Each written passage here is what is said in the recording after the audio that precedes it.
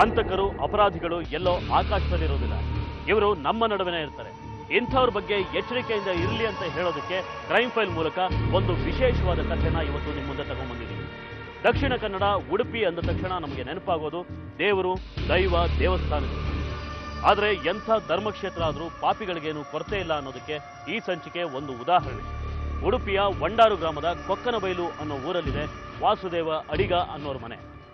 ಜನವರಿ 8, 2013 ಮಂಗಳವಾರ ಬೆಳಿಗ್ಗೆ 9 ಗಂಟೆ. ಅಮ್ಮ ಅಮ್ಮ ಬಾರೆ. ಏನು ಬತ್ತಿ ಮಾಡ್ತಾ ಇದ್ಯಾ? ಹ್ಞೂ ಕಣೆ, ಬತ್ತಿ ಎಲ್ಲ ಮುಗ್ದು ಹೋಗಿತ್ತು. ಒಬ್ಳೇ ಬಂದ್ಯಾ? ನಿನ್ ಗಂಡ ಬರ್ಲಿಲ್ವಾ? ಅವ್ರಿಗೆಲ್ಲಮ್ಮ ಪುರ್ಸೋತಿರುತ್ತೆ.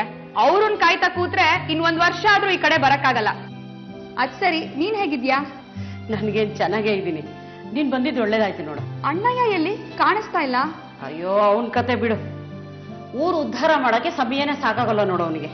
ನೆನ್ನೆ ಹೋದವ್ ಇನ್ನೂ ಬಂದಿಲ್ಲ ಕಣೆ. ರಾತ್ರಿನೂ ಬಂದಿಲ್ವಾ? ಅವ್ನ್ ಮನೆಗ್ ಬರ್ಲಿರು, ಅವನಿಗೆ ಸರಿಯಾಗಿ ಕ್ಲಾಸ್ ತಗೊಳ್ತೀನಿ. ಮನೆ ನೀನ್ ಒಬ್ಳೇ ಇರ್ತೀಯ ಅನ್ನೋದು ಅವ್ನಿಗೆ ಗೊತ್ತಾಗಲ್ವಾ? ಅವ್ನ್ಗೇನು ಅನ್ನೋಕ್ ಹೋಗ್ಬೇಡಮ್ಮ. ನೀವೇನ್ ಹಿಂಗ್ ಬಂದು ಹಂಗ ಹೊರಟೋಗ್ತೀರಾ? ಕೊನೆ ತನಕ ನೋಡ್ಕೊಳ್ಳೋನು ಅವನು. ಅದು ಸರಿ ಅನ್ನು.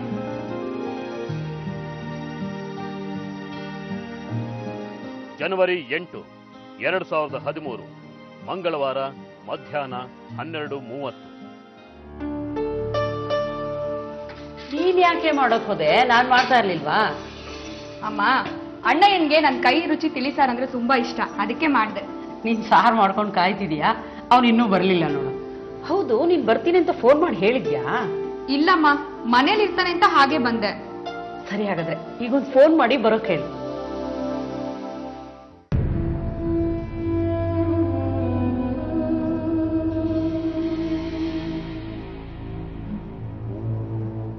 ನಾಟ್ ರೀಚಬಲ್ ಬರ್ತಾ ಇದೆ. ದೂರ ಹೋಗ್ತೀನಿ ಅಂತ ಏನಾದ್ರು ಹೇಳಿದ್ನಾ? ಇಲ್ವಲ್ಲ. ಮೊದ್ಲು ಹಂಗೊಂದ್ ಮದ್ವೆ ಮಾಡ್ಬೇಕು, ಆಗ್ಲಾದ್ರೂ ಹೊತ್ತಿಗೆ ಸರಿಯಾಗಿ ಮನೆಗ್ ಬರ್ತಾನೇನೋ. ನನಗಂತೂ ಹೇಳಿ ಹೇಳಿ ಸಾಕಾಗೋಗಿದೆ. ನಮ್ ಜಾತಿಲಂತೂ ತೋಟ ಮನೆ ಇರೋರ್ಗೆ ಹೆಣ್ ಸಿಕ್ಕಲ್ಲ, ಬೇರೆ ಜಾತಿಲಾದ್ರೂ ಮದ್ವೆ ಆಗು ಅಂತ ಹೇಳಿದ್ರೆ ನನ್ ಮಾತೆ ಕೇಳಲ್ಲ ಅಂತಾನೆ. ಅವ್ನ್ ಬರ್ಲಿ ಇರು, ನಾನೇ ಮಾತಾಡ್ತೀನಿ. ಹೀಗೆ ಬಿಟ್ರೆ ಕಷ್ಟ ಆಗತ್ತೆ. ಜನವರಿ 8, 2013 ಮಂಗಳವಾರ ಸಂಜೆ 5:30.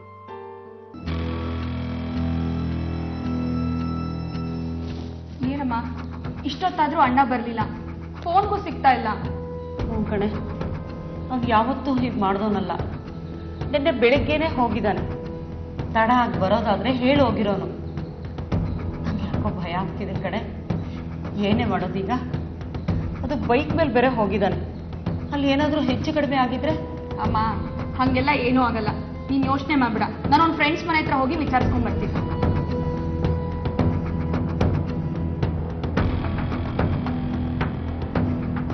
ವಾಸುದೇವಾಡಿಗ ಸಮಾಜ ಸೇವೆ, ರಾಜಕೀಯ ಅಂತ ಯಾವಾಗಲೂ ಹೊರಗೆ ಓಡಾಡ್ತಾ ಇದ್ದಿದ್ದೇನೋ ನಿಜ. ಆದ್ರೆ ಹೀಗೆ ಒಂದ್ ದಿನ ಕಳೆದ್ರೂ ಮನೆಗೆ ಬರದೇ ಇರ್ತಾ ಇರಲಿಲ್ಲ. ಮನೆಯಲ್ಲಿ ವಯಸ್ಸಾದ ತಾಯಿ ಒಬ್ಬರೇ ಇದ್ದಿದ್ರಿಂದ ಎಷ್ಟೇ ತಡ ಆದ್ರೂ ಮನೆಗೆ ಬರ್ತಾ ಇದ್ರು. ತಡ ಆಗೋ ಹಾಗಿದ್ರೆ ಫೋನ್ ಮಾಡಿ ತಿಳಿಸ್ತಾ ಇದ್ದ ವಾಸುದೇವಾಡಿಗ 24 ಗಂಟೆ ಕಳೆದ್ರೂ ಪತ್ತೆನೇ ಇರೋದಿಲ್ಲ. ಫೋನ್ ನಾಟ್ ರೀಚಬಲ್ ಆಗಿರೋದು ಆತಂಕಕ್ಕೆ ಮತ್ತೊಂದು ಕಾರಣ ಆಗಿತ್ತು. ಅಕ್ಕಪಕ್ಕದಲ್ಲಿ ಯಾರಿಗಾದ್ರೂ ಗೊತ್ತಿರಬಹುದು ಅಂತ ವಿಚಾರಿಸೋದಕ್ಕೆ ಹೋಗಿದ್ದ ತಂಗಿಗೆ ಆತಂಕ ಹೆಚ್ಚು ಮಾಡುವಂತ ಮತ್ತೊಂದು ವಿಷಯ ಗೊತ್ತಾಗುತ್ತೆ.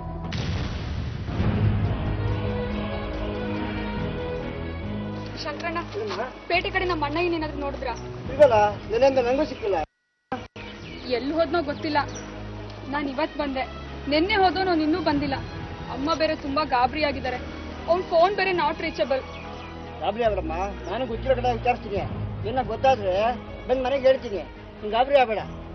ಸರಿ ಅಣ್ಣ.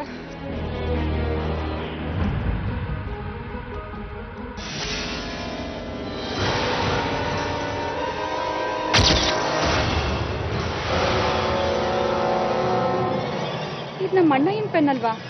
ಇಲ್ಲಿ ಯಾಕೆ ಬಿದ್ದಿದೆ?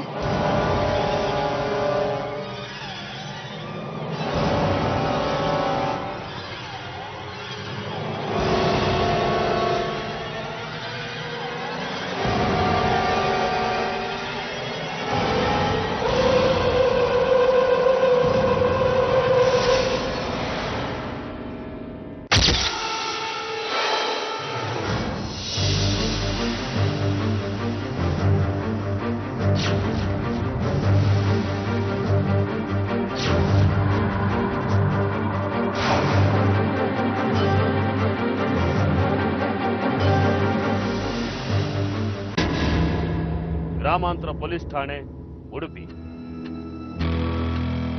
ಇದು ನಿಮ್ಮಣ್ಣ ವಾಸುದೇವ್ ಅಡಿಗರದ್ದೇ ಅಂತ ಹೇಗೆ ಹೇಳ್ತೀರಿ? ನನಗೆ ಚೆನ್ನಾಗಿ ಗೊತ್ತು ಸರ್. 10 ವರ್ಷದಿಂದ ಅವನ ಹತ್ರ ಇದೆ. ಅವನಿಗೇನೋ ತೊಂದರೆ ಆಗಿದೆ. ನೀವು ಆ ಜಾಗಕ್ಕೆ ಬಂದು ನೋಡಿದ್ರೆ ನಿಮ್ಗೆ ಗೊತ್ತಾಗುತ್ತೆ. ನೋಡೋಣ. ಅವರು ಯಾವಾಗ ಮನೆ ಬಿಟ್ಟು ಹೋದ್ರು, ಹೋಗ್ಬೇಕಾದ್ರೆ ಏನ್ ಹೇಳಿದ್ರು ಅದನ್ನ ಸ್ವಲ್ಪ ಡೀಟೇಲ್ ಆಗಿ ಹೇಳಿ.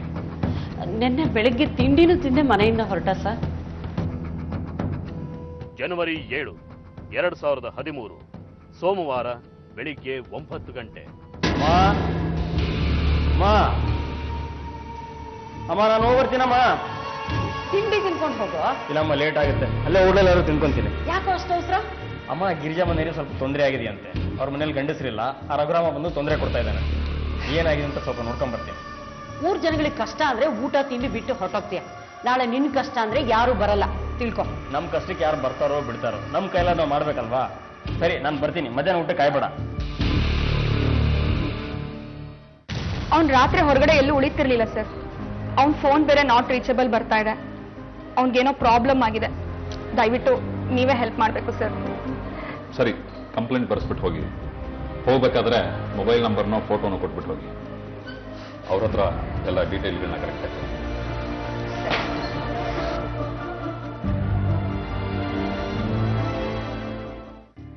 ವಾಸುದೇವ ಅಡಿಗರು ಊರಿನ ಜನಗಳಿಗೆ ಸರ್ಕಾರದಿಂದ ಆಗಬೇಕಾಗಿರೋ ಕೆಲಸಗಳನ್ನ ಮಾಡಿಸ್ಕೊಡೋದು, ಜೊತೆಗೆ ಮಾಹಿತಿ ಹಕ್ಕುಗೋಸ್ಕರ ಹೋರಾಟ ಮಾಡ್ತಾ ರಾಜಕೀಯ ಪಕ್ಷವೊಂದರಲ್ಲೂ ಗುರುತಿಸ್ಕೊಂಡಿರ್ತಾರೆ.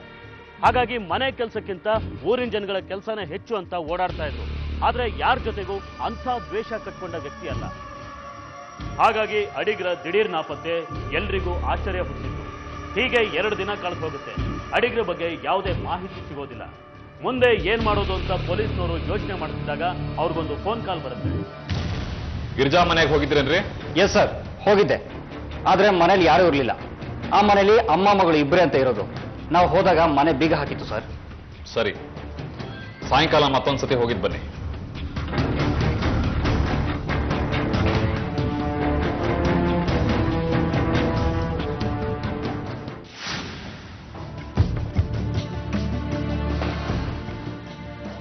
ಸರ್, ಊರಾಚೆ ಇರೋ ನೀಲಗಿರಿ ತುರ್ಕ ಹತ್ರ ಒಂದು ಮೋಟರ್ ಬೈಕ್ ಸಿಕ್ಕಿದೆ ಸರ್. ಯಾರೂ ಇಲ್ಲ, ಸೊಪ್ಪಲ್ಲಿ ಮುಚ್ಚಿ ಮರಳಿಟ್ಟಿದ್ದಾರೆ ಸರ್. ಸರಿ.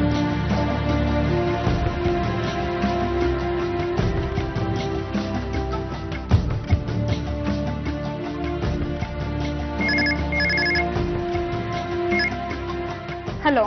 ಹಲೋ, ವಾಸುದೇವ್ ಅಡಿಗರ ಮನೆ ತಾನೆ? ಹೌದು ಸರ್, ನಾನು ಅವ್ರ ತಂಗಿ ಮಾತಾಡ್ತಾ ಇರೋದು. ಪೊಲೀಸ್ ಸ್ಟೇಷನ್ ಇಂದ ಮಾತಾಡ್ತಿರೋದಮ್ಮ. ಏನಾಯ್ತು ಸರ್? ಅಣ್ಣನ ಬಗ್ಗೆ ಏನಾದ್ರೂ ವಿಷಯ ಗೊತ್ತಾಯ್ತಾ? ಒಂದ್ ಕೆಲಸ ಮಾಡಿ, ತಕ್ಷಣ ಹಾಡಿ ಹತ್ರ ಬನ್ನಿ ನೀವು. ಯಾಕೆ ಸರ್, ಏನಾಯ್ತು? ಬನ್ನಿಮ್ಮ, ಹೇಳ್ತೀನಿ. ಅಲ್ಲಿಗೆ ಬನ್ನಿ.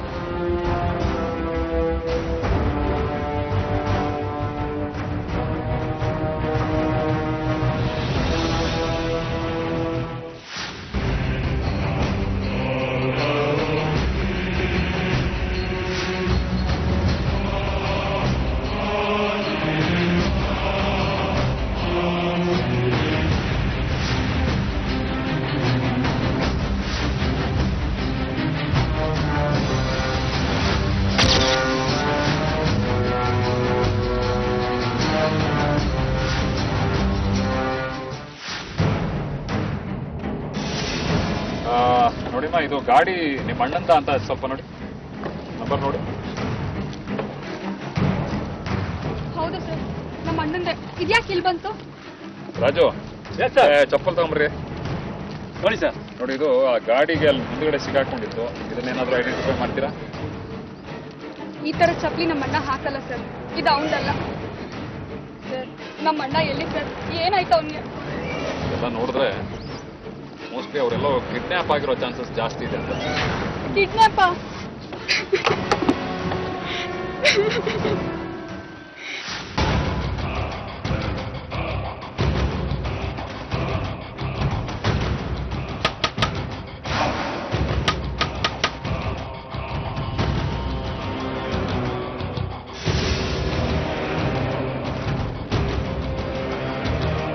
ಗಿರಿಜಾ ಅಂದ್ರೆ ನೀನೇನಮ್ಮ? ಹೌದು ಸರ್. ಯಾಕೆ ಸರ್? ವಾಸುದೇವ್ ಅಡಿಗರಿಗೂ ನಿಮಗೂ ಯಾವಾಗಿಂದ ಪರಿಚಯನಮ್ಮ? ಮೊದಲಿಂದನೂ ಪರಿಚಯ ಸರ್. ಕಡೆಯದಾಗಿ ನೀವು ಅವರನ್ನ ಯಾವಾಗ ಭೇಟಿಯಾಗಿದ್ದು? ಕಡೆದಾಗಿ ಮೊನ್ನೆ 7ನೇ ತಾರೀಕು ನಮ್ಮ ಮನೆಗೆ ಬಂದಿದ್ರು ಸರ್. ನಾನೇ ಫೋನ್ ಮಾಡಿ ಕರೆಸಿದ್ದೆ. ಯಾಕೆ? ಇದೆಲ್ಲ ಯಾಕೆ? ಪರವಾಗಿಲ್ಲ ತಗೊಳ್ಳಿ ಸರ್. ನೀವು ನಮ್ಮ ಮನೇಲಿ ಕಾಫಿ ಕುಡಿತಾರದೇ ನಮ್ಮ ಭಾಗ್ಯ. ಗೊತ್ತಿಲ್ಲ ಅಂದಿದ್ರೆ ನಮ್ಮನ್ನ ರಘುರಾಮ್ ಊರ್ ಬಿಟ್ಟೇ ಕಳಿಸ್ತಾ ಇದ್ದ. ಅದ್ಯಾಗಮ್ಮ ಓಡಿಸ್ತಾನೆ? ಕಾನೂನು ಪ್ರಕಾರ ಈ ಮನೆ ಜಾಗ ಎಲ್ಲ ನಿಮ್ದೆ, ಕೋರ್ಟ್ನಲ್ಲೂ ನಿಮ್ಗೆ ಆಗಿದೆ. ಅದರ ಆರ್ಡರ್ ಕಾಪಿ ನಿಮ್ ಕೈ ಸೇರ್ಬೇಕು ಅಷ್ಟೇ. ಅಪ್ಲೈ ಮಾಡಿದೀನಿ, ಇನ್ನೊಂದು ವಾರದಲ್ಲಿ ಅದು ನಿಮ್ ಕೈ ಸೇರುತ್ತೆ. ಆಮೇಲೆ ಅವ್ನು ಏನೂ ಮಾಡ್ಕೊಳಕ್ ಆಗಲ್ಲ. ಅಡಿಗ್ರು ಆಗ್ಲೇ ಬಂದ್ಬಿಡ್ಬೇಡ. ನೋಡಿ ಅಡಿಗ್ರೆ, ನನ್ ದಾರಿಗೆ ಅಡ್ಡ ಬರಬೇಡಿ, ಚೆನ್ನಾಗಿರೋದಿಲ್ಲ. ನಿನ್ ದಾರಿ ನ್ಯಾಯವಾಗಿತ್ತು ಅಂದ್ರೆ ಯಾರು ಅಡ್ಡ ಬರೋದಿಲ್ಲ. ನೀನ್ ಮಾಡ್ತಾ ಇರೋ ತಪ್ಪು ಅಂತ ನಿನ್ಗೆ ಅನ್ಸಲ್ವಾ? ತಪ್ಪು ಸರಿ ಅಂತ ಹೇಳೋಕೆ ನೀವ್ಯಾರು? ನಿಮ್ಗೂ ಇವಳಿಗೆ ಏನ್ ಸಂಬಂಧ? ಏಯ್, ಬಾಯಿ ಬಂದಾಗೆಲ್ಲ ಮಾತಾಡಬೇಡ. ಯಾರು ಸರಿ ಯಾರು ತಪ್ಪು ಅಂತ ಕೋರ್ಟ್ ಆಲ್ರೆಡಿ ಹೇಳಾಗಿದೆ. ಇನ್ಮೇಲೆ ಇವ್ರ ತಂಟೆಗೆ ಬಂದ್ರೆ ಜೈಲ್ಗೆ ಹೋಗ್ತೀಯ, ಹುಷಾರ್. ನೋಡಿ ಹುಡುಗರೆ, ನಿಮ್ ಹೋರಾಟ ಕೋರ್ಟು ಕಚೇರಿ ಇವೆಲ್ಲ ಬೇರೆಯವ್ರು ತಿಟ್ಕೊಳ್ಳಿ. ಈ ಕೋರ್ಟಲ್ಲಿ ಆಗ್ದಿದ್ರೆ ಹೈಕೋರ್ಟ್ಗೆ ಹೋಗ್ತೀನಿ, ಅಲ್ಲೂ ಆಗ್ದಿದ್ರೆ ಸುಪ್ರೀಂ ಕೋರ್ಟ್ಗೆ ಹೋಗ್ತೀನಿ. ಕಾನೂನು ನನಗೂ ಗೊತ್ತು ಹುಡುಗರೆ. ನಿನ್ಗೇನೋ ಕಮ್ಮಿ ಆಗಿದೆ. ಈ ಪಾಪದ ಹೆಂಗೆ ಸನಾಸ್ತಿ ಹೊಡ್ಕೊಂಡು ಯಾವ ನರಕಕ್ಕೆ ಹೋಗ್ತೀಯಾ? ಸುಮ್ನೆ ಬಿಟ್ಬಿಡಕ್ಕಾಗಲ್ವಾ? ಅಷ್ಟಿದ್ರೆ ನಿಮ್ಮಾಸ್ತಿ ಬರ್ಕೊಡಿ. ಏ ಗಿರಿಜಾ, ಇಂದು ಜಾಸ್ತಿ ಆಯ್ತು.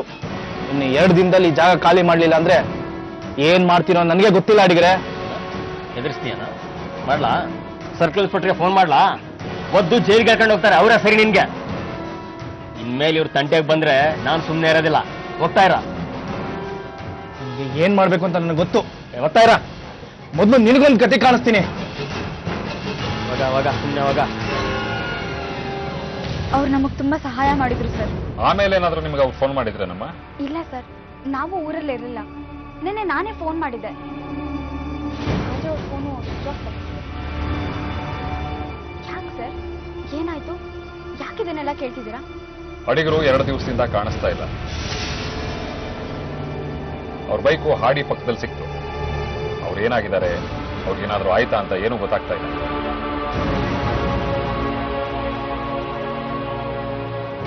ಅಯ್ಯೋ ದೇವ್ರೆ, ಏನಾಯ್ತು ಅವ್ರಿಗೆ? ಆ ರಘುರಾಮನೇ ಏನೋ ಮಾಡಿರ್ತಾನೆ ಸರ್. ಅವ್ರು ನಮಗ್ ಸಹಾಯ ಮಾಡಿದ್ರು ಅಂತ ಅವ್ನಿಗೆ ಅವ್ರ ಮೇಲೆ ಕೋಪ ಆಯ್ತು. ಈ ಹೋರಾಟ ಹಾಗೆ ಎಷ್ಟೇ ಒಳ್ಳೆಯವರಾಗಿದ್ರು ಒಂದಷ್ಟು ಜನರನ್ನು ನಿಷ್ಠುರ ಕಟ್ಕೊಳ್ಳೇಬೇಕಾಗುತ್ತೆ. ಹಾಗೆ ವಾಸುದೇವ್ ಅಡಿಗರು ಕೆಲವರಿಗೆ ನ್ಯಾಯ ಕೊಡಿಸೋದಕ್ಕೆ ಹೋಗಿ ಕೆಲವರ ಕೋಪಕ್ಕೆ ತುತ್ತಾಗಿದ್ದು ಇದೆ. ವೈಯಕ್ತಿಕವಾಗಿ ಯಾರ ಮೇಲೂ ಹಗೆ ಸಾಧಿಸೋ ವ್ಯಕ್ತಿ ಅಲ್ಲ. ಆದ್ರೆ ಗಿರಿಜಾ ಹೇಳಿದ ಘಟನೆ ಕೇಳಿದ ಮೇಲೆ ಪೊಲೀಸ್ನವರಿಗೆ ರಘುರಾಮನ ಮೇಲೆ ಅನುಮಾನ ಬರದೇ ಇರೋದಕ್ಕೆ ಸಾಧ್ಯನೇ ಇಲ್ಲ. ಪೊಲೀಸ್ನವರು ಅವನನ್ನ ಕರೆಸಿ ವಿಚಾರಣೆ ಮಾಡ್ತಾರೆ.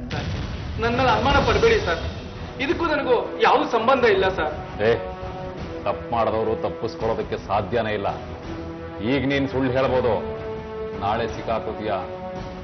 ನಿಜ ಬಗಳ ಸರ್, ನಿಜ ಹೇಳ್ತಿದ್ದೀನಿ ಸರ್. ಅಡಿಗರ ಮೇಲೆ ಕೋಪ ಇದ್ದಿದ್ದು ನಿಜ ಸರ್. ಅವರು ನನ್ನ ವ್ಯವಹಾರದಲ್ಲಿ ಮುಗ್ ತೂರ್ಸ್ಕೊಂಡು ಬರ್ತಿದ್ರು ಸರ್. ಅದಕ್ಕೆ ಅವ್ರ ಜೊತೆ 4 ಮಾತಾಗಿದ್ದು ನಿಜ ಸರ್. ಏಯ್, ನೀನ್ ಅವ್ರಿಗೆ ಬೆದರಿಕೆ ಹಾಕಿದ್ ನಿಜ ತಾನೆ? ಸರ್, ನಿಜ ಹೇಳ್ತಿದ್ದೀನಿ ಸರ್. ಅಡಿಗರ ಮೇಲೆ ಕೋಪ ಇದ್ದಿದ್ದು ನಿಜ ಸರ್. ಅವರು ನನ್ನ ವ್ಯವಹಾರದಲ್ಲಿ ಮುಗ್ ತೂರ್ಸ್ಕೊಂಡು ಬರ್ತಿದ್ರು ಸರ್. ಅದಕ್ಕೆ ಅವ್ರ ಜೊತೆ 4 ಮಾತಾಗಿದ್ದು ನಿಜ ಸರ್. ಏಯ್, ನೀನ್ ಅವ್ರಿಗೆ ಬೆದರಿಕೆ ಹಾಕಿದ್ ನಿಜ ತಾನೆ? ಸರ್, ಬೆದರಿಕೆ ಅಂತಲ್ಲ ಸರ್, ಅವತ್ತು ಕೋಪದಲ್ಲಿ ನಿಮ್ಮನ್ನ ಸುಮ್ಮನೆ ಬಿಡಲ್ಲ ಅಂತ ಹೇಳಿದೆ ಸರ್, ಅಷ್ಟೇ ಸರ್. ನೋಡು, ಅವತ್ತಿಂದ ಅಡಿಗರು ಕಾಣ್ತಿಲ್ಲ. ಇದ್ರ ಹಿಂದೆ ನಿನ್ ಕೈವಾಡ ಇದೆ ಅಂತ ನಮಗ್ ಚೆನ್ನಾಗ್ ಗೊತ್ತು. ನಿಜ ಹೇಳು, ಏನ್ ಮಾಡ್ದೆ ಅವ್ರಿಗೆ? ದೇವರೇ ನಾನೇನು ಮಾಡಿಲ್ಲ ಸರ್. ಯಾವ ದೇವ್ರ ಮುಂದೆ ಬೇಕಾದ್ರೂ ಪ್ರಮಾಣ ಮಾಡಿ ಹೇಳ್ತೀನಿ ಸರ್.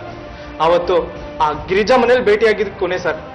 ಮತ್ತೆ ನಾನು ಯಾವತ್ತೂ ಅವ್ರನ್ನ ನೋಡಿಲ್ಲ ಸರ್. ನೀನ್ ಬೇರೆಯವ್ರನ್ನ ಬಿಟ್ಟು ಮಾಡಿಸಿಲ್ಲ ಅಂತ ಹೇಗೆ ನಂಬೋದು? ಏನು ಗ್ಯಾರಂಟಿ? ಸರ್, ಆ ಥರ ಕೆಲಸ ಮಾಡೋ ಹೋಗಿದ್ರೆ ನಾನು ಆ ಗಿರಿಜಾಗೆ ಮಾಡ್ತಾ ಇದ್ದೆ ಸರ್. ನಾನ್ಯಾಕೆ ಸರ್ ಕೋರ್ಟು ಕೇಸು ಅಂತ ಬಡ್ದಾಡ್ಬೇಕಿತ್ತು?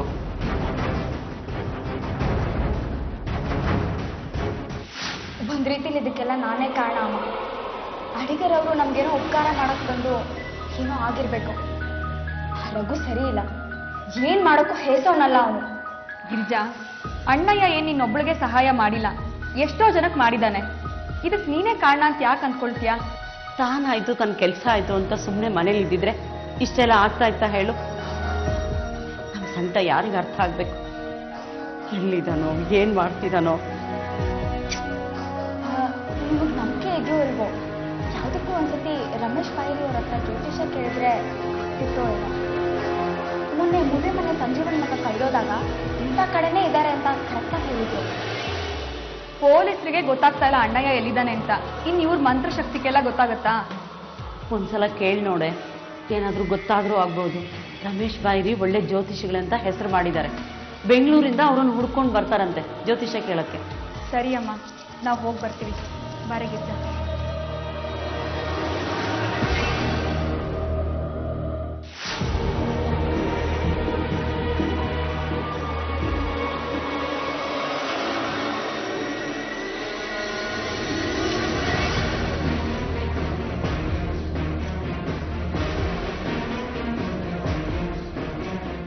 ಯಾಕೆ ಜ್ಯೋತಿಷಿಗಳೇ ಏನು ಮಾತಾಡ್ತಾ ಇಲ್ಲ? ಯಾವುದೂ ಸರಿಯಾಗಿಲ್ಲ, ತುಂಬಾನೇ ಕೆಟ್ಟದ್ದು ಕಾಣ್ತಾ ಇದೆ.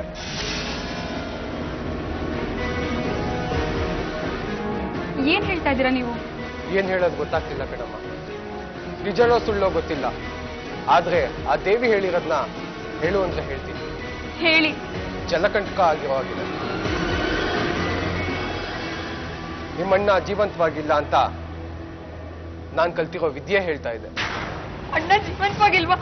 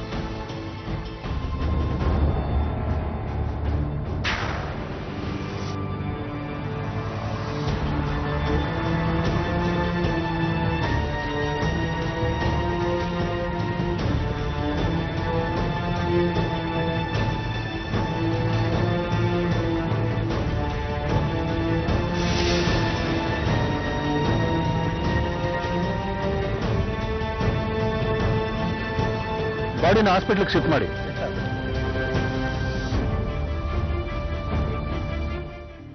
ಕೊನೆಗೂ ರಮೇಶ್ ಬಾಯಿರಿಯ ಜ್ಯೋತಿಷ್ಯ ನಿಜವಾಗಿತ್ತು. ಕಡೂರಿನ ಮದಗದ ಕೆರೆಯಲ್ಲಿ ಅಡಿಗರ ಶವ ಪತ್ತೆ ಆಗುತ್ತೆ. ಕೈಕಾಲು ಕಟ್ಟಿ ದೇಹನ ಕೆರೆಗೆ ಎತ್ತಿರ್ತಾರೆ. ಅದಕ್ಕೂ ಮೊದಲು ಕತ್ತನ್ನು ಬಿಗಿದು ಕೊಲೆ ಮಾಡಿರ್ತಾರೆ. ದೇಹಕ್ಕೆ ಭಾರವಾದ ಕಲ್ಲನ್ನು ಕಟ್ಟಿರ್ತಾರೆ. ಆದರೆ ಕಲ್ಲಿಗೆ ಕಟ್ಟಿದ್ದ ಹಗ್ಗ ಬಿಚ್ಚಿಕೊಂಡಿದ್ದರಿಂದ ಶವ ನೀರಿಂದ ಮೇಲ್ ಬಂದಿತ್ತು. ಜೇಬ್ನಲ್ಲಿದ್ದ ಒಂದು ಚೀಟಿ ಹಾಗೂ ಕರ್ಚೀಫ್ನಲ್ಲಿ ಬರೆದಿದ್ದ ಫೋನ್ ನಂಬರ್ ಮೂಲಕ ಅದು ವಾಸುದೇವ ಅಡಿಗರ ಶವ ಅನ್ನೋದು ಕಡೂರು ಪೊಲೀಸ್ನವ್ರಿಗೆ ಗೊತ್ತಾಗುತ್ತೆ. ಶಂಕರ್ ನಾರಾಯಣ ಠಾಣೆಯ ಪೊಲೀಸ್ನವ್ರಿಗೆ ವಿಷಯ ತಿಳಿಸಿ ಪ್ರಕರಣನ ಅಲ್ಲಿಗೆ ವರ್ಗಾಯಿಸ್ತಾರೆ. ವಾಸುದೇವ ಅಡಿಗರನ್ನ ಕೊಲೆ ಮಾಡಿದ್ದು ಯಾರು, ಯಾಕೆ, ಬಾಡಿಯನ್ನ ಕಡೂರಿನ ಕೆರೆಗೆ ಯಾಕೆ ಹಾಕಿದ್ರು, ಯಾವ ಪ್ರಶ್ನೆಗಳಿಗೂ ಉತ್ತರ ಇಲ್ಲ. ಆತಂಕದಲ್ಲಿ ಕಾಯುತ್ತಿದ್ದ ಅಡಿಗರ ತಾಯಿ ಹಾಗೂ ತಂಗಿಗೆ ಕೊನೆಗೂ ಬಂದಿದ್ದು ದುರಂತದ ಸುದ್ದಿ. ಎಲ್ಲಿ ಸರ್ ನಮ್ಮ ಅಣ್ಣಯ್ಯ? ಕಡೂರು ಕೆರೆಯಲ್ಲಿ ಬಾಡಿ ಸಿಕ್ತು. ನಿಮ್ಮ ಅಣ್ಣಂದೇನ ಅಂತ ಐಡೆಂಟಿಫೈ ಮಾಡಿ.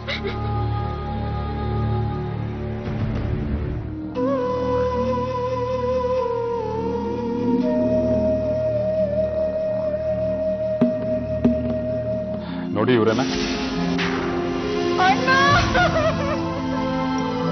ಅಯ್ಯೋ ಅಣ್ಣ!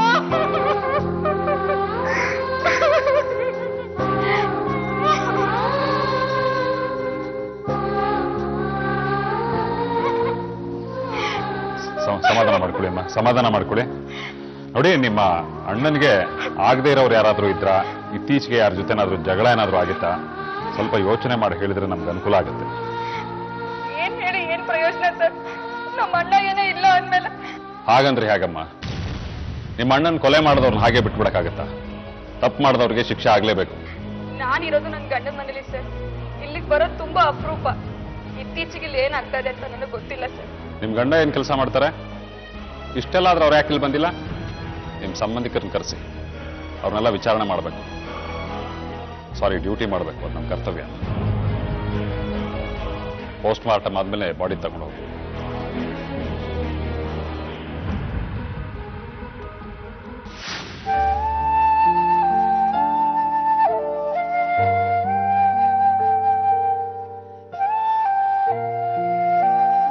ವಾರದಿಂದ ಅಣ್ಣಯ್ಯನ್ ನೋಡ್ಬೇಕು ಅಂತ ತುಂಬಾ ಅನ್ನಿಸ್ತಿತ್ತು.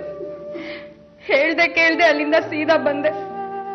ಆದ್ರೆ ಕೊನೆಗೂ ಅಣ್ಣಯ್ಯನ್ ಮುಖ ಜೀವಂತವಾಗಿ ನೋಡಕ್ ಆಗ್ಲೇ ಇಲ್ಲ. ಸಮಾಧಾನ ಮಾಡ್ಕೊಳ್ಳಿ. ನಿಮ್ ಯಜಮಾನ್ರು ಬಂದಿದ್ರಲ್ಲ, ಎಲ್ಲಿ ಹೋದ್ರು? ಪೊಲೀಸ್ ಸ್ಟೇಷನ್ಗೆ ಹೋಗಿದ್ದಾರೆ. ಪೊಲೀಸರು ನಿಮ್ಗೆ ಯಾರ ಮೇಲಾದ್ರೂ ಅನುಮಾನ ಇದೆಯಾ ಅಂತ ಕೇಳ್ತಾರೆ. ಯಾರ ಮೇಲೆ ಅನುಮಾನ ಪಡೋದು? ನಾವು ಸುಮ್ಮನಿದ್ರೆ ನಮ್ಮ ಮೇಲೆ ಅನುಮಾನ ಪಡ್ತಾರೆ. ಅಣ್ಣ ಹೋಗಿರೋ ನೋವು ಒಂದ್ ಕಡೆ ಆದ್ರೆ ಈ ಪೊಲೀಸ್ ಅವ್ರ ತನಿಖೆ ಬೇರೆ. ಹೌದು, ನಮ್ಮನೆ ಕೂಡ ಬಂದಿದ್ರು. ಇವರು ಯಾರ್ಯಾರನ್ನೋ ವಿಚಾರಣೆ ಮಾಡ್ತಾರೆ. ಆದ್ರೆ ನಿಜವಾದ ಕೊಲೆಗಾರ ಎಲ್ಲಿದಾನೋ ಏನೋ, ಅವ್ನು ಸಿಗ್ತಾನೋ ಇಲ್ವೋ ಅದು ಕೂಡ ಗೊತ್ತಿಲ್ಲ. ಇನ್ನೂ ದೊಡ್ಡ ಮನುಷ್ಯರು ಇರ್ತಾರೆ. ಪೊಲೀಸ್ ಅವ್ರಿಗೆ ಲಂಚ ಕೊಟ್ಟು ಕೇಸ್ ನಾವು ಮುಚ್ಚಾಕ್ಬಿಡ್ತಾರಷ್ಟೇ.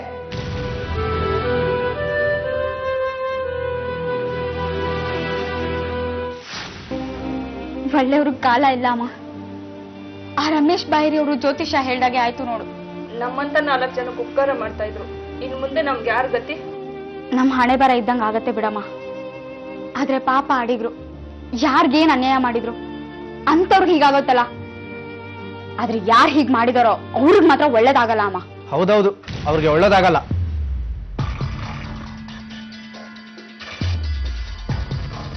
ಹೆದರ್ಕೋಬೇಡಿ, ನಾನೇ ನಿಮ್ಮ ಆಸ್ತಿ ಕೇಳೋಕೆ ಬಂದಿಲ್ಲ, ಕೇಸು ನಡ್ಸಲ್ಲ. ನಿಮ್ಮ ಆಸ್ತಿ ನೀವೇ ಇಟ್ಕೊಳ್ಳಿ ಅಂತ ಅಡಿಗರೇ ಹೋದ್ರು.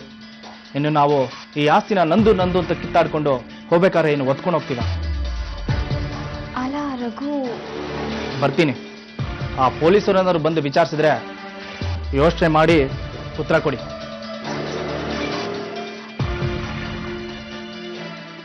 ಎಸ್ ಸರ್, ಪತ್ತೆ ಮಾಡ್ತಾ ಇದ್ದೀನಿ ಸರ್. 1 ವೀಕ್ ಟೈಮ್ ಕೊಡಿ ಸರ್. ಅರೆಸ್ಟ್ ಮಾಡ್ಬಿಟ್ಟು ಕಾಲ್ ಮಾಡ್ತೀನಿ ಸರ್.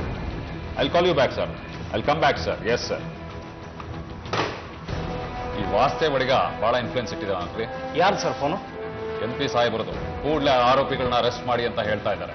ಆದ್ರೆ ಯಾರು ಅಂತ ನಮಗೆ ಕ್ಲೂನೇ ಸಿಕ್ತಿಲ್ವಲ್ಲ ಸರ್? ಆ ರಘುರಾಮ್ ಮೇಲೆ ಒಂದು ಕಣ್ಣಿಟ್ರಿ ಅಂತ ಹೇಳಿದ್ನಲ್ರಿ, ಏನಾಯ್ತ್ರಿ? ಎಸ್ ಸರ್, ಅಬ್ಸರ್ವ್ ಮಾಡ್ತಾ ಇದ್ದೀವಿ. ಆದ್ರೆ ನಮಗೆ ಡೌಟ್ ಬರುವಂತಹ ಯಾವುದೇ ಡೆವಲಪ್ಮೆಂಟ್ಸು ನಮಗೆ ಕಾಣಿಸ್ತಿಲ್ಲ. ಐ ಥಿಂಕ್ ಅವನಲ್ಲ ಅನ್ಸುತ್ತೆ ಸರ್. ಅವನಲ್ಲ ಅನ್ನೋ ಹಾಗೆ ನಾಟಕ ಆಡ್ತಾ ಇದ್ದಾನೆ. ಆ ಗಿರಿಜಾ ಮನೆ ಮೇಲೆ ಒಂಚೂರು ಗಮನ ಇತ್ತು. Yes sir.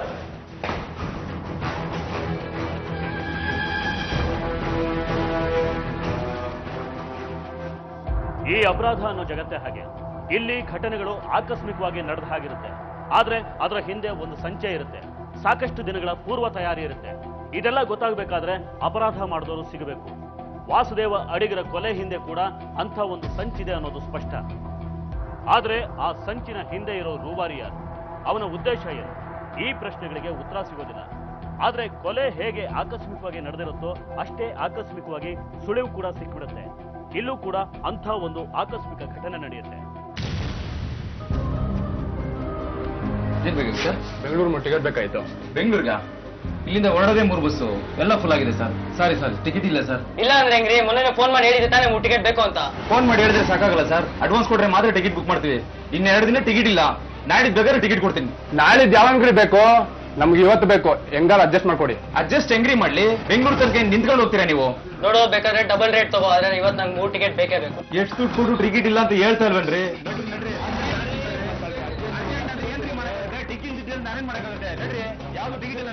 ಹೋಗ್ರಿ, ಸುಮ್ನೆ ತಲೆ ತಿನ್ಬೇಡ್ರಿ. ಒಳ್ಳೆ ಉತ್ತರ ಸವಾಸ.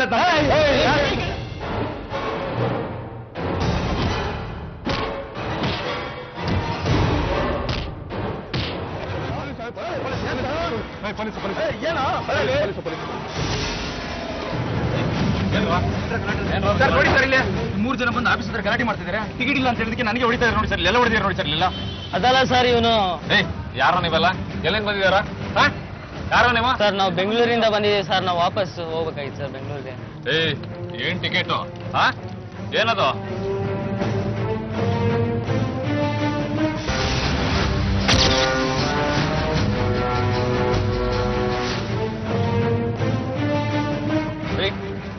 ಎತ್ತಾಕೊಳ್ರಿ ಎಲ್ರು ಒಳಕ್ಕೆ. ಕರ್ಕೊಳ್ರಿ ರಾಜ.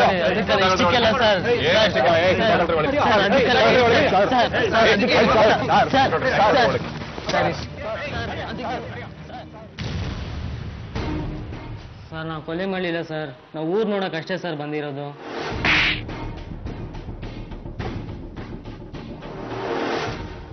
ಸುಮ್ಮನೆ ಬಾಯ್ ಬಿಡೋದಿಲ್ಲ ಅಲ್ಲ ನೀನು? ತಂಬರ್ರಿ ಅದನ್ನ.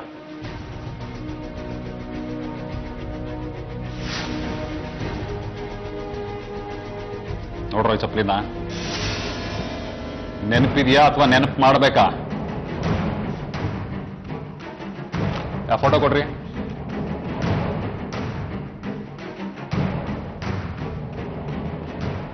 ವಾಸುದೇವ ಅಡಿಗ ಗೊತ್ತು ನಿಮಗೆ. ಏನ್ ಮಾಡಿದ್ರಿ ಹೇಳಿ, ಒಪ್ಕೊಳ್ರೋ. ಅದು ದುಡ್ಡು ಎಷ್ಟು ಸಿಗುತ್ತೋ? ಲೋ, ದುಡ್ಡಿನ ಬಗ್ಗೆ ಯೋಚನೆ ಮಾಡ್ಬೇಡ್ರೋ, ಮೊದ್ಲು ಇವ್ ನೆತ್ಬಿಡಣ. ಸಿಗಾಕೊಳ್ಳೋದಿಲ್ವೇನೋ? ಏಯ್, ಸಿಗಾಕೊಳ್ದಾರ ಹೆಂಗ್ ಮಾಡ್ಬೇಕು? ಅದಕ್ಕೆ ತಾನೇ ನಮ್ನೆಲ್ಲ ಬೆಂಗಳೂರಿಂದ ಇಲ್ಲಿ ಕರ್ಸಿರೋದು. ಎಲ್ಲ ಸಿಗ್ತಾನ ಅವನು? ಅದನ್ನೆಲ್ಲ ನಾನು ಹೇಳ್ತೀನಿ, ಮೊದ್ಲು ನೀವೆಲ್ಲ ರೆಡಿಯಾಗಿ.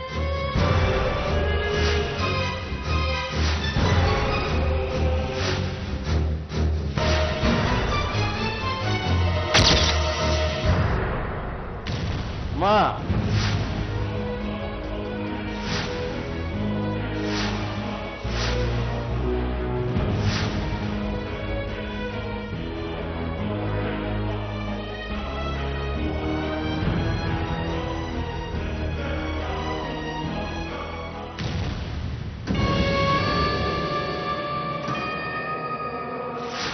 ವಾಸುದೇವ ಈಗ ಮನೆಯಿಂದ ಹೊರಟಿದ್ದಾನೆ.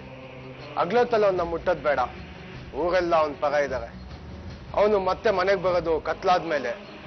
ಅವನ್ ಬರೋವರೆಗೂ ಕಾಯ್ಕೊಂಡಿದ್ದು ಸಮಯ ನೋಡಿ ಕೆಲಸ ಮುಗಿಸಿ.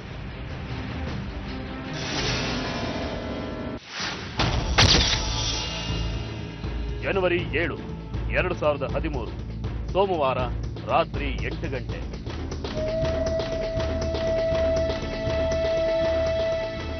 ಇದೇ ದಾರಿಯಲ್ಲಿ ಬರ್ತಾನೆ ಅವನು? ಇದೇ ದಾರಿಯಲ್ಲೇ ಬರಬೇಕು. ಇಲ್ಲೇ ಸ್ವಲ್ಪ ದೂರದಲ್ಲೇ ಅವ್ರ ಮನೆ.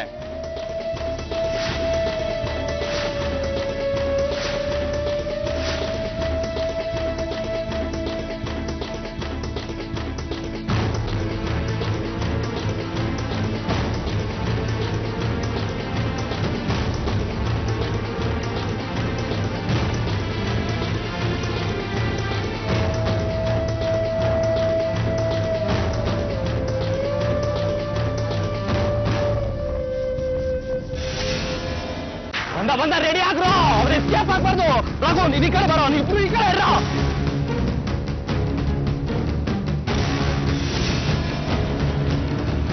ಬಿಡ್ಬೇಡ್ರಿ.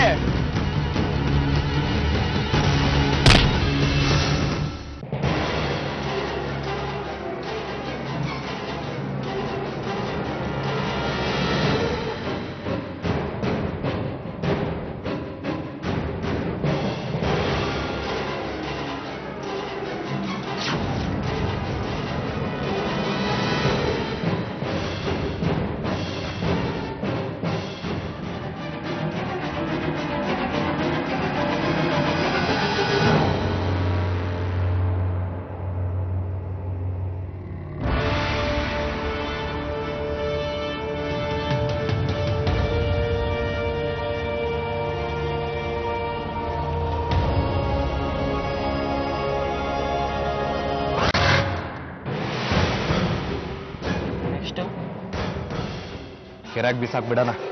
ಎತ್ತಾಕೊಳ್ರ ಬೈಕು. ಲೋ, ಬೈಕ್ ಎತ್ಕೊಂಡ್ ಬಾರೋ, ಯಾವ್ದಾದ್ರು ಪೊದೆಯಲ್ಲಿ ಹಾಕ್ಬಿಡಣ.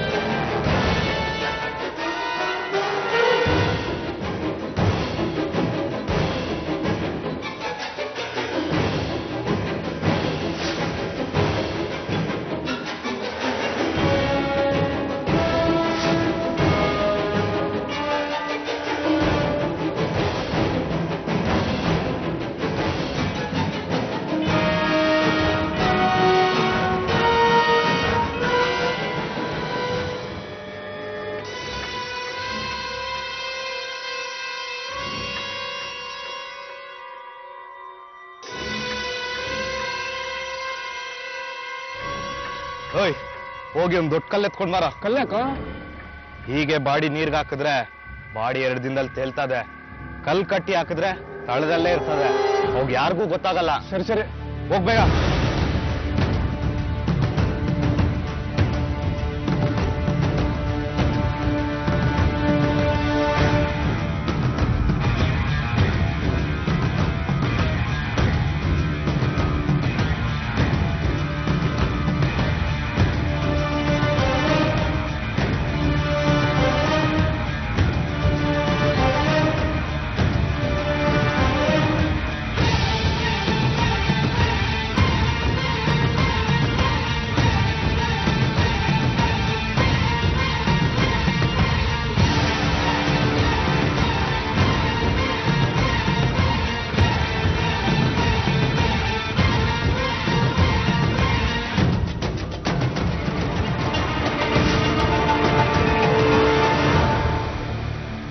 ಇಷ್ಟೇ ಸರ್ ನಮಗೆ ಗೊತ್ತಿರೋದು. ಕೊಲೆ ಆದವನು ಯಾರಂತನೂ ನಮಗೆ ಗೊತ್ತಿಲ್ಲ ಸರ್. ಕೊಲೆ ಯಾಕೆ ಮಾಡಿದಿರಿ ಅಂತ ಗೊತ್ತಿರ್ಬೇಕಲ್ಲ. ಕೊಲೆ ಯಾಕೋ ಮಾಡಿದ್ರಿ? ಇಲ್ಲ ಸರ್, ಪ್ಲಾನ್ ಎಲ್ಲ ಯಾಕೆ ಕೊಲೆ ಮಾಡ್ದ ಅಂತ ಅವನಿಗೆ ಮಾತ್ರ ಗೊತ್ತು ಸರ್. ಅವನೇ ಸುಪಾರಿ ತಗೊಂಡಿದ್ದು. ಸುಪಾರಿನ ಯಾರು ಕೊಟ್ಟಿದ್ದು? ಅದ್ಯಾವುದು ನಮ್ಗೆ ಹೇಳಿಲ್ಲ ಸರ್. ಕೆಲಸ ಮಾಡಿದ್ರೆ ದುಡ್ಡು ಕೊಡ್ತೀನಿ ಅಂತ ಸರ್. ನವೀನ್ ಎಲ್ಲಿದ್ದಾನೆ ಈಗ? ವಾಸುದೇವ ಅಡಿಗರ ಕೊಲೆ ಪ್ರಕರಣ ಪ್ರತಿ ಹಂತದಲ್ಲೂ ನಿಗೂಢವಾಗ್ತಾ ಹೋಗ್ತಾ ಇತ್ತು. ಮೊದಲು ನಾಪತ್ತೆ, ಆಮೇಲೆ ಬೈಕ್ ಪತ್ತೆ, ನಂತರ ಕಡೂರು ಕೆರೆಯಲ್ಲಿ ಅವರ ಶವ ಸಿಗುತ್ತೆ. ಯಾರು ಕೊಲೆ ಮಾಡಿದ್ದಾರೆ ಅನ್ನೋದು ಗೊತ್ತಾಗೋದಿಲ್ಲ. ಅಕಸ್ಮಾತ್ ಆಗಿ ಉಮೇಶ, ರಾಘವೇಂದ್ರ, ರವಿಚಂದ್ರ ಅನ್ನೋರು ಸಿಗ್ತಾರೆ. ಅವರು ಹೇಗೆ ಕೊಲೆ ಮಾಡಿದ್ವಿ ಅಂತ ಹೇಳ್ತಾರೆ. ಆದರೆ ಕೊಲೆ ಹಿಂದೆ ಇದ್ದ ಅಸಲಿ ಹಂತಕ ಯಾರು, ಯಾಕೆ ಕೊಲೆಗೆ ಸುಪಾರಿ ಕೊಡ್ಲಾಯ್ತು ಅನ್ನೋದು ಅವ್ರಿಗೂ ಗೊತ್ತಿಲ್ಲ. ಈ ಪ್ರಶ್ನೆಗಳಿಗೆ ಉತ್ತರ ಹೇಳಬೇಕಾದವನು ಕೊಲೆಯಲ್ಲಿ ಭಾಗಿಯಾದ ಮತ್ತೊಬ್ಬ ವ್ಯಕ್ತಿ ನವೀನ. ಶಂಕರ್ ನಾರಾಯಣ ಠಾಣೆಯ ಪೊಲೀಸರು ನವೀನ್ ಅನ್ನು ಬಂಧಿಸ್ತಾರೆ. ಆಗ ಹೊರಗೆ ಬಂದ ಸತ್ಯ ಮಾತ್ರ ಯಾರೂ ಊಹೆ ಮಾಡದೇ ಇರುವಂಥದ್ದು.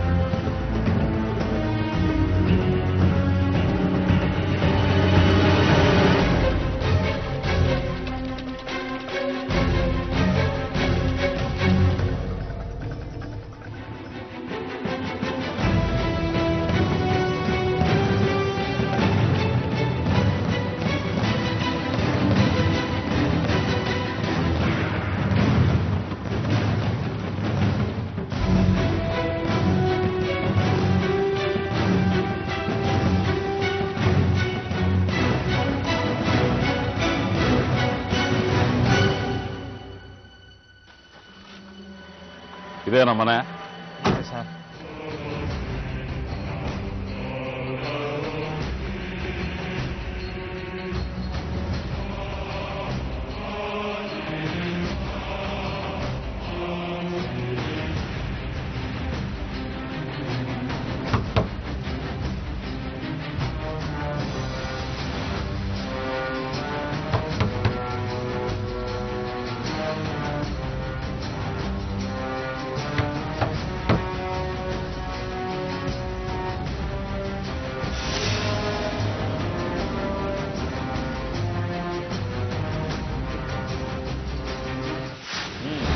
ಹೇಳ್ರಿ, ನೀವ್ಯಾಕೆ ವಾಸುದೇವ್ ಅಡಿಗರನ್ನ ಕೊಲೆ ಮಾಡಿದ್ರಿ?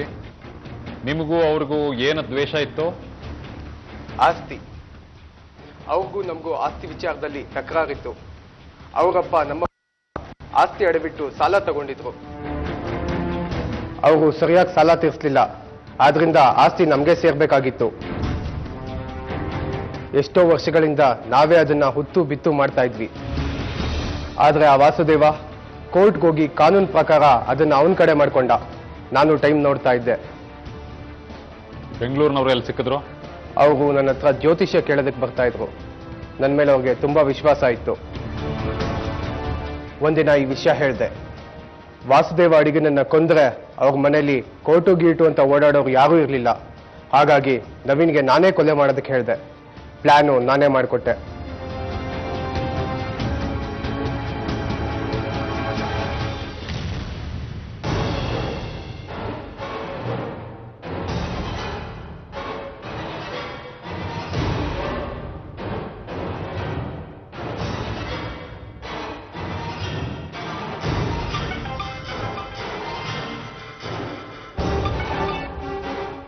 ಹಲೋ, ವಾಸುದೇವ ಈಗ ಮನೆಯಿಂದ ಹೊರಟಿದ್ದಾನೆ. ಹಗ್ಲೊತ್ತು ಅವನ್ನ ಮುಟ್ಟೋದ್ ಬೇಡ. ಊರೆಲ್ಲ ಅವನ ಪರ ಇದ್ದಾರೆ. ಮತ್ತೆ ಅವನು ಮನೆಗೆ ಬರೋದು ಕತ್ಲಾದ ಮೇಲೆ. ಬರುವಾಗ ಕಾಯ್ಕೊಂಡಿದ್ದು ಸಮಯ ನೋಡಿ ಅವನ್ನ ಮುಗಿಸ್ಬಿಡಿ. ಸರಿ ಆಯ್ತು. ಕೊಡ್ರಿ ಇಲ್ಲಿ ಅದನ್ನ ಸೈನ್ ಮಾಡಿ.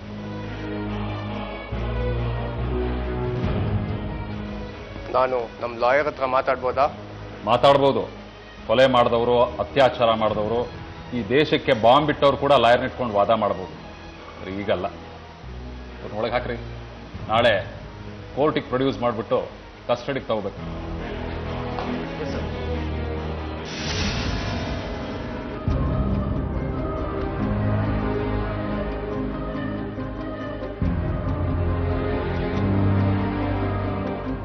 ಎಂಥ ವಿಚಿತ್ರ ನೋಡಿ. ಊರವರಿಗೆಲ್ಲ ಭವಿಷ್ಯ ಹೇಳ್ತೀನಿ ಅಂತ ಇದ್ದ ರಮೇಶ್ ಬಾಯಿರಿಗೆ ತಾನು ಜೈಲು ಸೇರ್ತೀನಿ ಅನ್ನೋ ಭವಿಷ್ಯನೇ ಗೊತ್ತಿರಲಿಲ್ಲ. ದೇವರು, ಧರ್ಮ, ಪೂಜೆ, ಅನುಷ್ಠಾನ ಅಂತ ಇರೋ ಒಬ್ಬ ಜ್ಯೋತಿಷಿ ಕೊಲೆ ಅಂತ ಹೀನ ಕೃತ್ಯಕ್ಕೆ ಕೈ ಹಾಕ್ತಾನೆ ಅನ್ನೋದು ನಿಜಕ್ಕೂ ದುರಂತ. ಅದರಲ್ಲೂ ಆಸ್ತಿ ವಿಚಾರಕ್ಕೆ ಒಂದು ಜೀವ ತೆಗೆದುಬಿಡುವಂಥ ಮನಸ್ಥಿತಿಗೆ ಮನುಷ್ಯ ಹೋಗ್ತಾನೆ ಅಂದ್ರೆ ಮನುಷ್ಯನ ಮನಸ್ಥಿತಿ ಎಷ್ಟೊಂದು ಹಾಳಾಗ್ತಿದೆ ಅಂತ ಯೋಚಿಸಬೇಕಾಗಿದೆ. ವಾಸುದೇವ ಅಡಿಗರು ಊರಿನ 4 ಜನಕ್ಕೆ ಉಪಕಾರ ಮಾಡಿಕೊಂಡು ಬದುಕ್ತಾ ಇದ್ದ ವ್ಯಕ್ತಿ. ಮನೆಯಲ್ಲಿ ವಯಸ್ಸಾದ ತಾಯಿ. ಈಗ ಆ ಮನೆ ವಾಸುದೇವ ಅಡಿಗರಿಲ್ಲದೆ ಅನಾಥವಾಗಿದೆ.